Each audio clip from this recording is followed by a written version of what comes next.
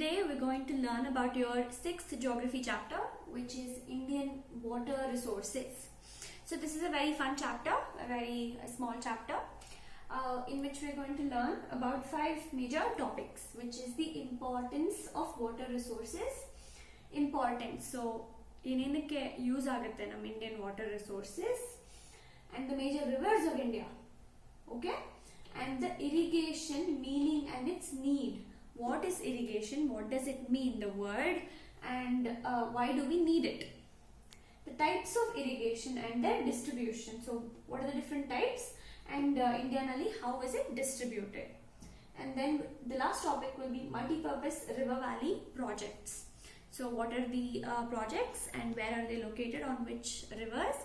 All of this we're going to learn in your 6th chapter. Now let's learn about the importance of Indian water resources. Okay, now it is the most precious natural resource. Correct?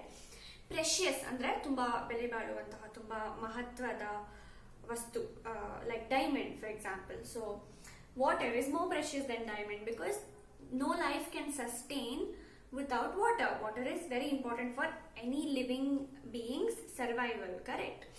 So it is the most precious natural resource, and human beings need it for variety of activities, correct? Like for drinking, cooking, washing, agriculture, generation of hydroelectricity. Industries need it, navigation, okay, and fishing. All right. So India has abundant water resources, okay? So we have a lot of good rainfall, we have a lot of surface water resources like rivers, lakes, and we also have a lot of groundwater reserves, okay? So water la seep agi male bandaga kelage under the soil it goes and collects, correct? That is groundwater. So we have that also in a large quantity. And the water resources, right, can be divided into 2 parts. One is the surface water resource and the groundwater resource. In surface water, again, what are the different types? We have rivers, we have lakes, we have tanks, rainfall, and we have springs, okay? Many such surface water resources, and they are very abundant. Andre tumba jagadalli tumba abundant agi ide. Now let's learn about the major rivers of India. Now the rivers of India are divided into 2 types. One is the rivers of North India and one is the peninsular rivers.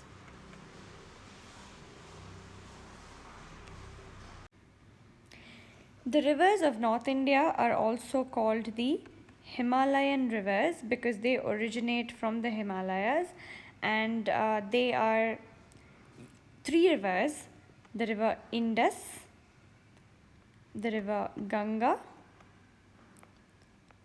and the Brahmaputra.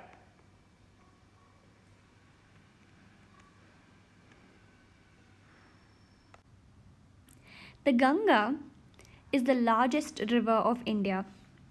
It has a total length of 2525 kilometer, and it rises near the Gangotri glacier, as you can see here, and it flows south and southeast, and then it enters Bangladesh where it joins the Brahmaputra. After it joins the Brahmaputra, it continues as Padma. As you can see here, the Ganga joins the Brahmaputra, and the river, the confluence of both the rivers, is called Padma in Bangladesh, and it finally flows into the Bay of Bengal. The major tributaries of the Ganga are, as you can see here, the dark blue line is Ganga and the lighter blue lines are the tributaries. So the major tributaries are Ramaganga, Sarada, Gomati, Ghagra, Gandak, Kosi, Son, and obviously the largest tributary of the Ganga is the Yamuna over here, which joins the Ganga at Allahabad. And at this place in Haridwar, the Ganga flowing from the mountains flows into the plains. It starts flowing into the plains after Haridwar. Now let's learn about the river Brahmaputra. It rises near the lake Manasarovar over here in Tibet and flows eastwards through China, where it is called Sangpo.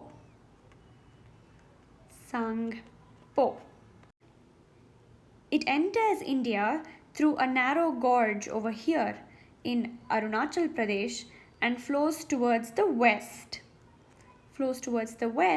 and turns south into Bangladesh, where it is called Jamuna, and it forms the largest, after it merges with the Ganga, it forms the largest river delta in the world, and the total length of the river Brahmaputra is 2589 kilometers. Now let's learn about the Indus River system.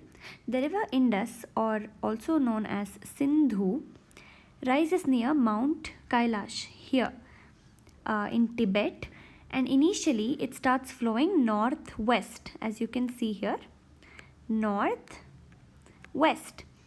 and then it flows southwest and enters into Pakistan.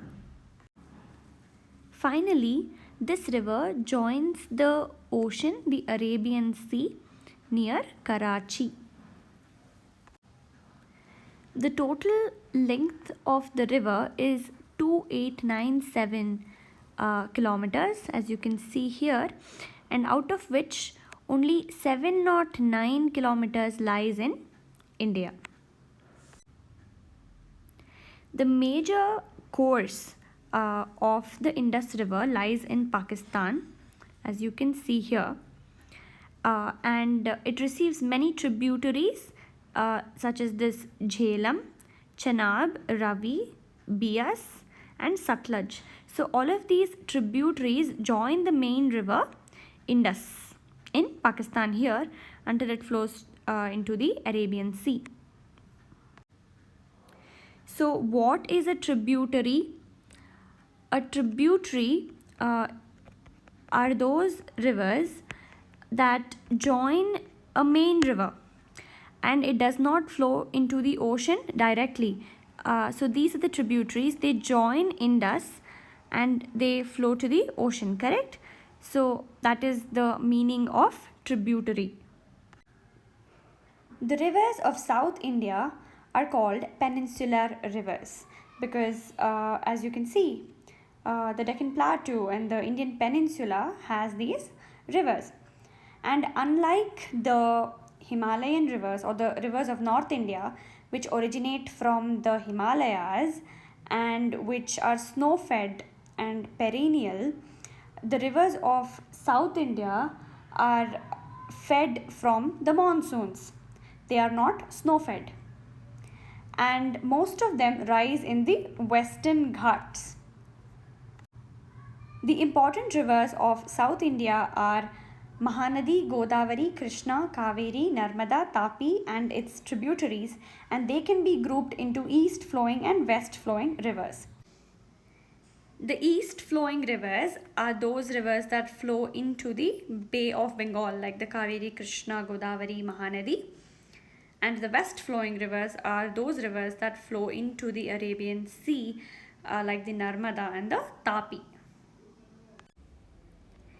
Now let's talk about the first west flowing river, which is important, which is river Narmada.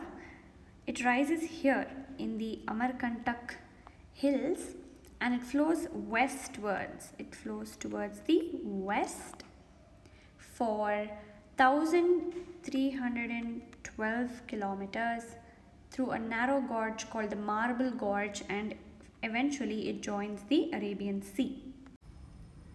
The Tapi River rises near Multai and again flows towards the west for 724 kilometers and joins the Arabian Sea. Now many of these west flowing rivers are shorter and swift. They are fast flowing rivers. The major west flowing rivers and the important ones are Sabarmati, you can see here Mahi and Zuari, Bedti, Sharavati, Netravati from Karnataka and Periyar from Kerala. Now let's learn about the east flowing rivers. So the first main river is Mahanadi, which rises in the Sihava range, and it flows towards the east. For 851 kilometers before it joins the Bay of Bengal. The next important river is the Godavari, which is the largest river in South India. It rises in the Trayambaka hills over here, and it flows for about 1465 kilometers towards the east and the southeast over here before it joins the Bay of Bengal. The river Krishna rises in the Mahabaleshwar hills.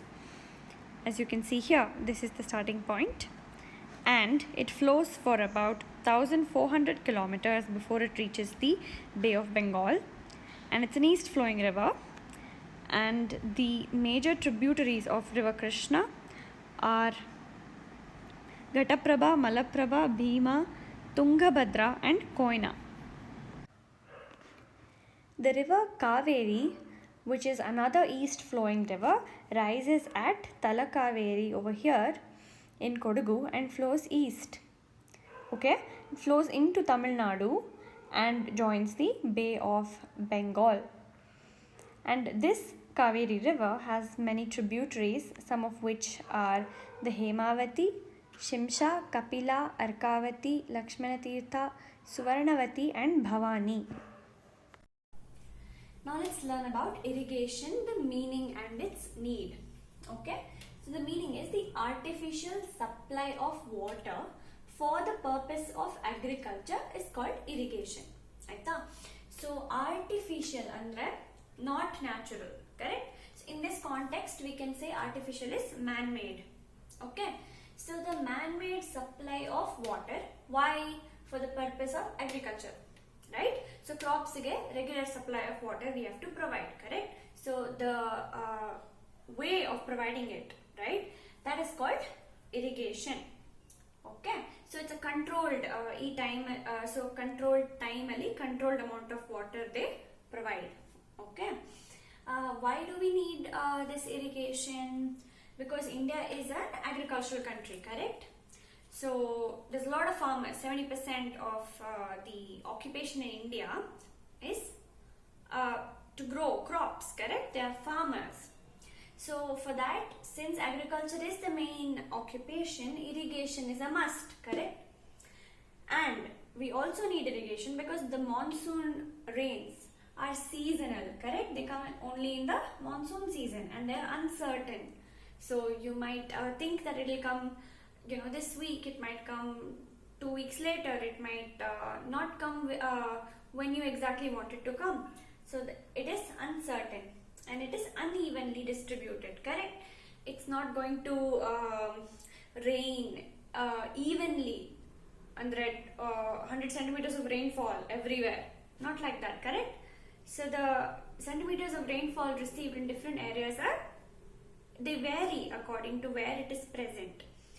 So that's why it is unevenly distributed. So because there is so many variables in the monsoon rains, the farmers cannot just depend on these rains.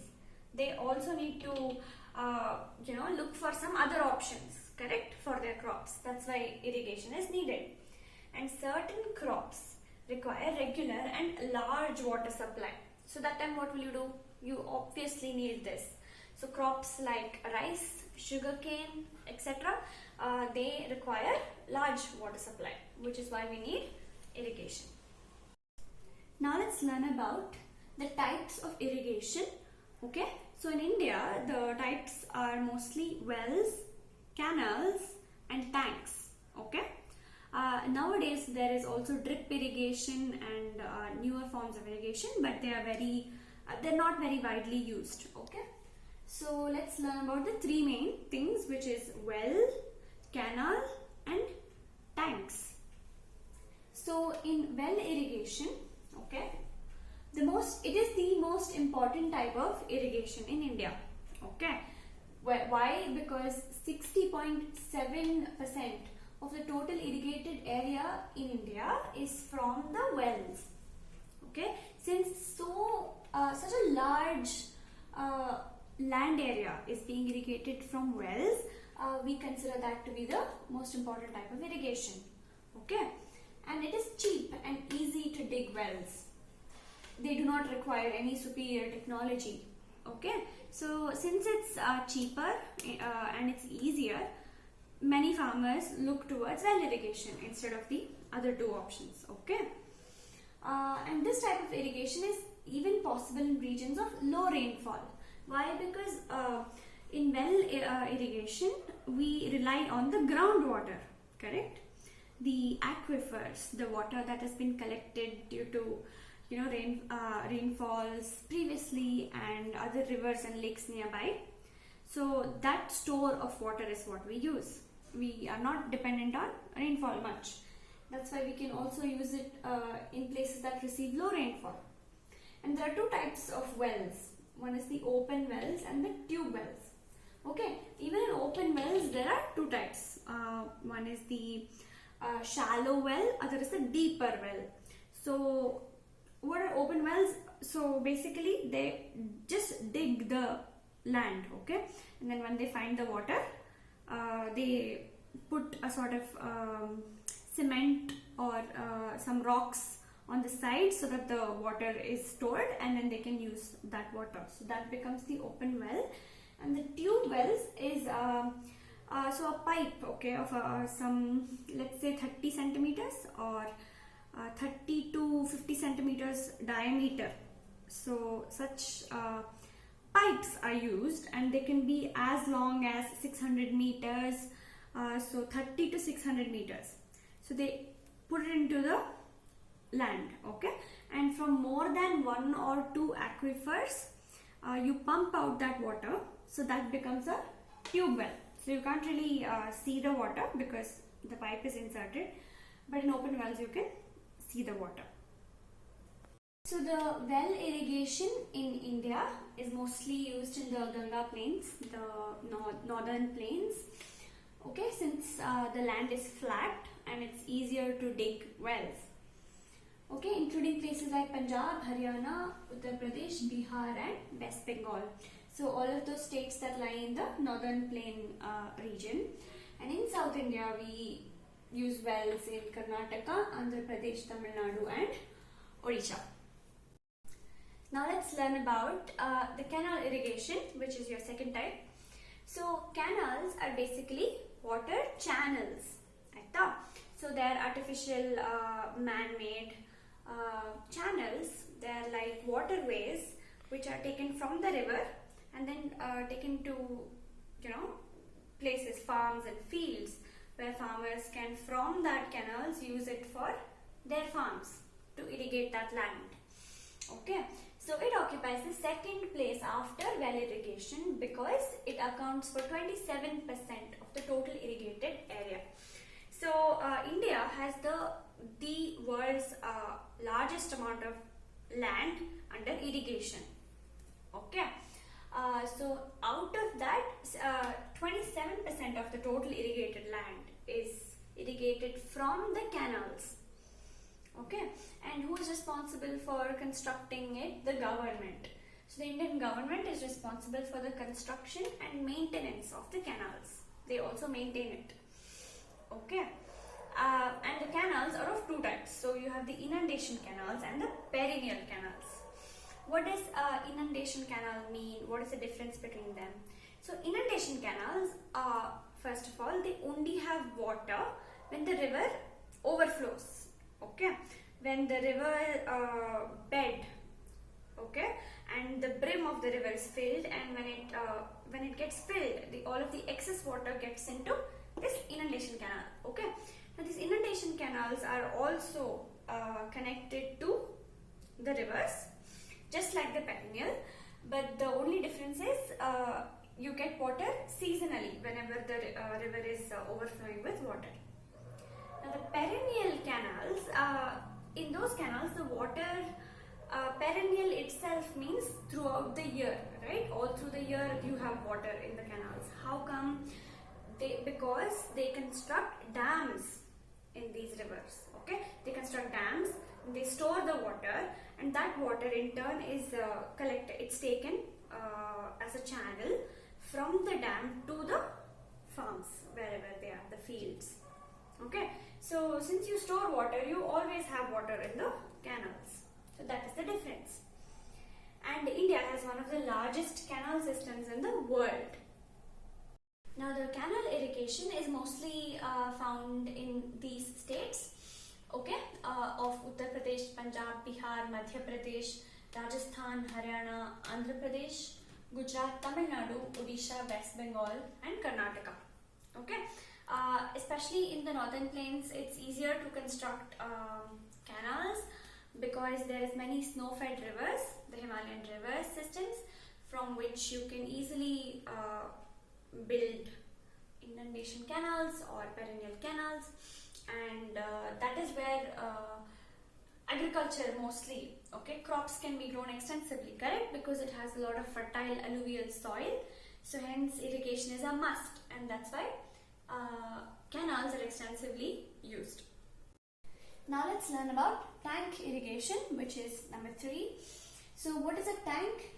It is a natural or man-made hollow, okay, a hole on the earth's surface wherein rainwater is collected.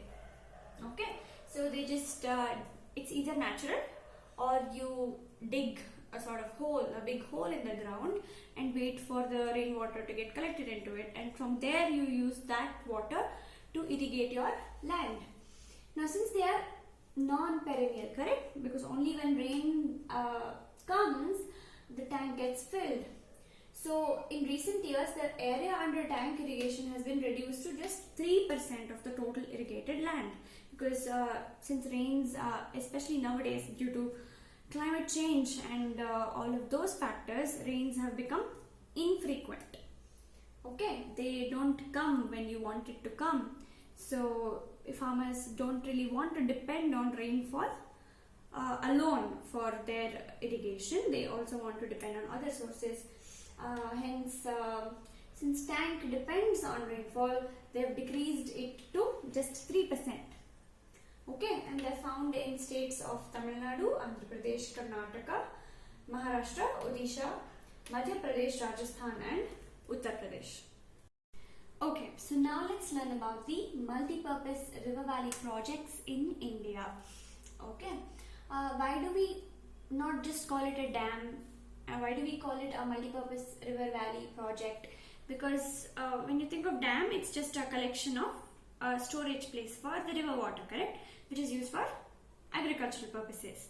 So that's just not the reason, that's not the only reason why we construct dams or such projects. It serves a lot of purposes, multi-purpose. And these are the aims, okay? There are 9 aims that we've written down here as to why we need such projects in India, okay? So before we get into that, we need to also know that as much advantageous as these projects are, they can also be disastrous sometimes, okay? So you need to be careful while you consider a project like this.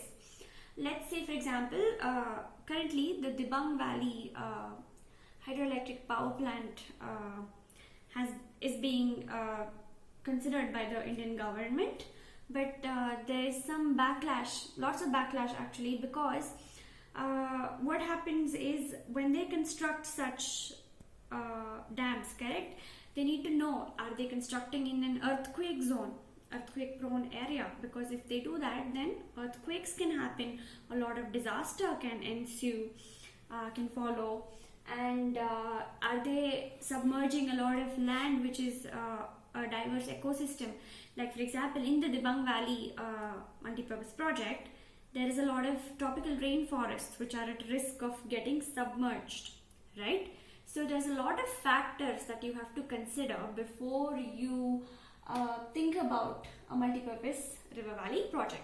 So if the advantages are way more than the disadvantages, and if you can somehow curtail, if you can somehow balance the disadvantage by let's say some land area, some villages are getting submerged, then you move those people to somewhere else, you provide them shelter, you provide their houses back, okay?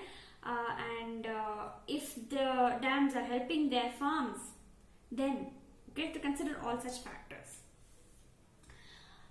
So the aims of the multipurpose project is this is the most obvious reason to provide water for irrigation, okay, and to control floods. Naturally, when you store the water in one place, it won't overflow, correct? Due to lots of rainfall, the rivers tend to overflow, which causes floods. So you control floods by constructing such projects, and you help generate hydroelectric power, which is good, okay? It's not 100% clean energy, but it is better than fossil fuels.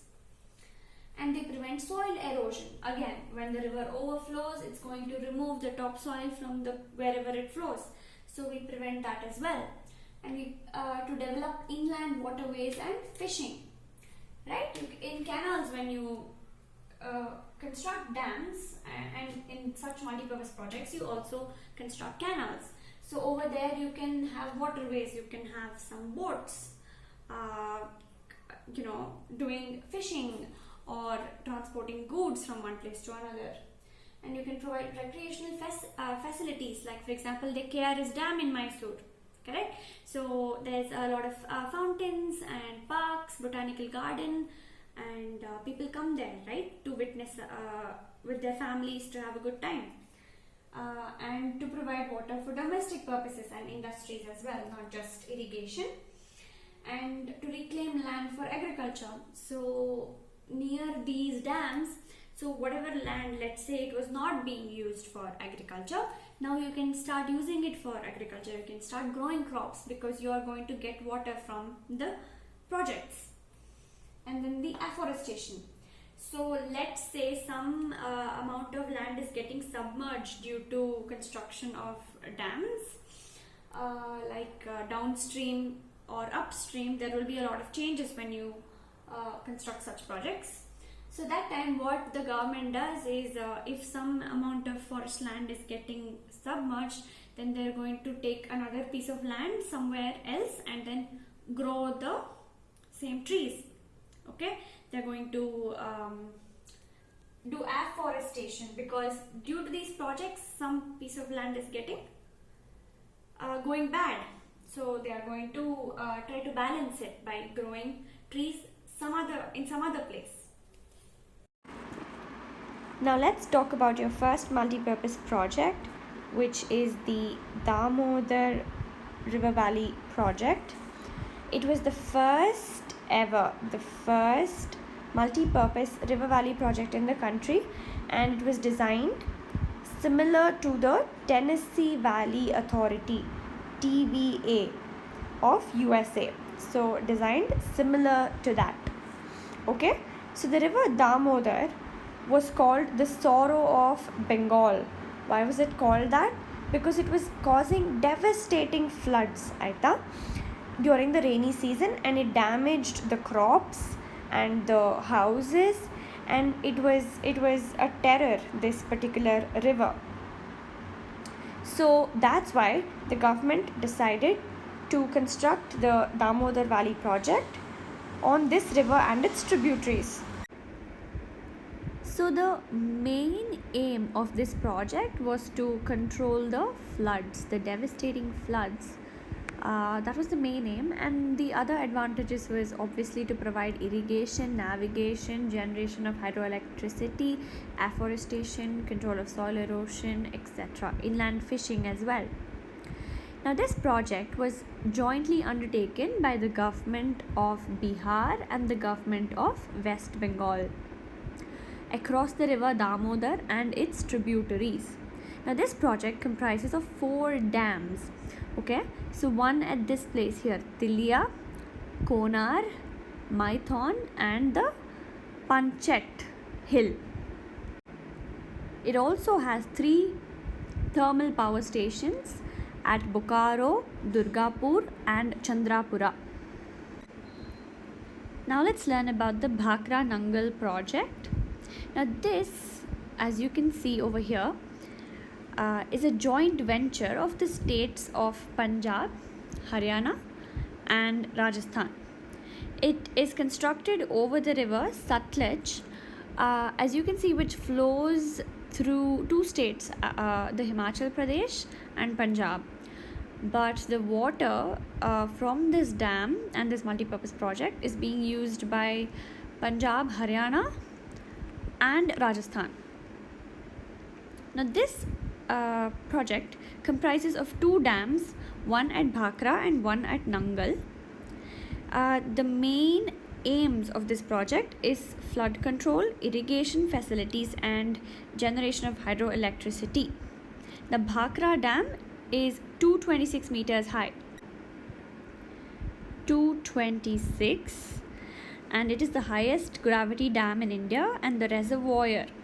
Okay, so dam katdaga alli river illidre dam katdaga there is a reservoir of water that is formed, right? A reserve of water. So this reservoir created by the Bhakra dam is called Gobind Sagar. Gobind Sagar. Now let's learn about the Hirakud project. It is the most important multi-purpose project of Orissa, as you can see over here. And it is also the longest dam in India and perhaps the world, with a length of 27 kilometers. And this project comprises of the construction of 3 dams on river Mahanadi at Hirakud, Tikarapara and Naraj. Now it also has 2 hydroelectric power stations. Now the main aim of this project, as usual, are to control floods, propagation of irrigation facilities, generation of hydroelectricity, inland fishing, afforestation, etc. Now let's learn about the Tungabhadra Project, which is a joint venture of Karnataka and Andhra Pradesh. The main aims of this project is to provide irrigation, generation of hydel power and inland fisheries. It consists of 1 dam and 3 hydel power houses. Okay, so this dam is constructed across the river Tungabhadra, which is a tributary of the river Krishna.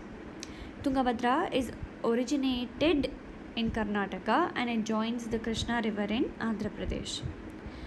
Now the dam is at Mallapuram near Hospete in the Ballari district of Karnataka, which is close to Hampi. And the reservoir created by this dam is called the Pampasagara. It's called the Pampasagara. And some problems that this particular dam is facing is the siltation issues. So the capacity of the dam keeps getting reduced. Now let's learn about the Upper Krishna project. It is the biggest multi-purpose river valley project in North Karnataka across the river Krishna. Okay, it consists of 2 dams and 1 hydel power house. So 2 dams and 1 hydel power house. And these dams are one at Alamatti and one at Narayanpura. As you can see here, the Almaty dam and the Narayanpura dam, correct?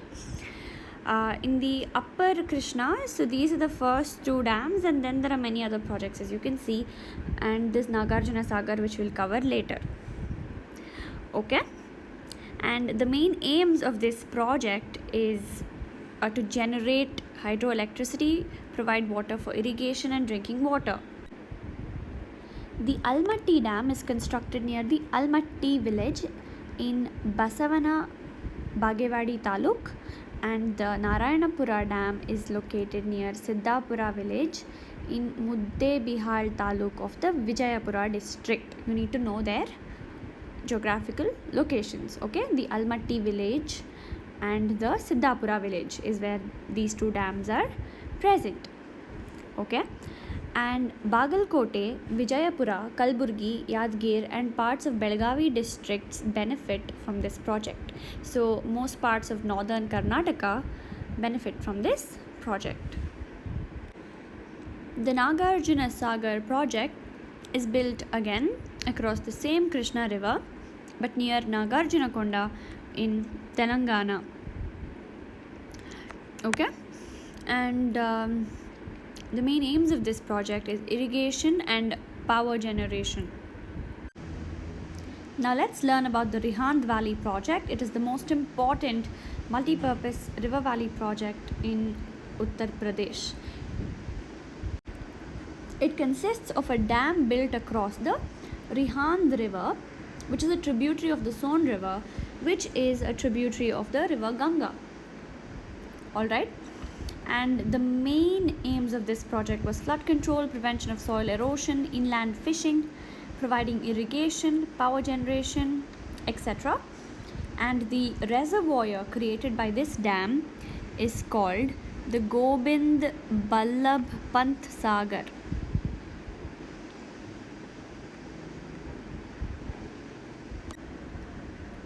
Now this dam is the largest dam of India.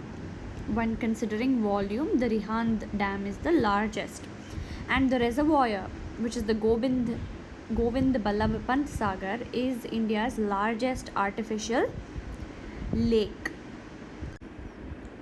Now let's learn about the Kosi River project.